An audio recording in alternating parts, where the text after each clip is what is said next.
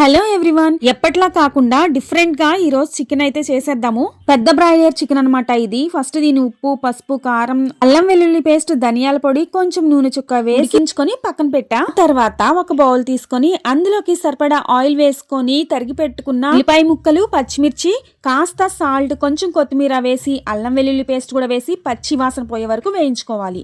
ఆ తర్వాత పక్కన ఉడికించి పెట్టుకున్న పెద్ద బ్రాయిలర్ చికెన్ అయితే వేసుకోవాలి. తర్వాత చికెన్ లోకి టమాటా ముక్కలు, చికెన్ తో పాటే వచ్చిన లివర్, చిన్న గుడ్లు కూడా వేసుకోవాలి. వీటిని గుడ్ల సేరు అని కూడా అంటారు. ఆ తర్వాత వంకాయలు కొన్ని, చిక్కుడుకాయలు కొన్ని కూడా వేసి అవి కాస్త మగ్గిన తర్వాత కారం, సరిపడా ఉప్పు కూడా వేసుకొని ఆ తర్వాత నేను ఇక్కడ ఎగ్స్ బాయిల్ చేసి ఉంచుకున్నా అన్నమాట, నార్మల్ ఎగ్స్. అవి కూడా వేసుకొని ఫైనల్ గా ధనియాల పొడి, హోల్ గరం మసాలా కూడా వేసుకొని దింపేసుకోవడమే. కొత్తిమీర కూడా వేసుకోవాలి. ఎప్పుడు చికెన్ ఒకేలా తిని బోర్ కొడుతుంది కదా, ఇలా ఒకసారి వంకాయ చిక్కుడుకాయలతో ట్రై చేయండి. చికెన్ చాలా బాగుంటుంది. అప్పుడప్పుడు ఇలా డిఫరెంట్ గా ట్రై చేయాలి.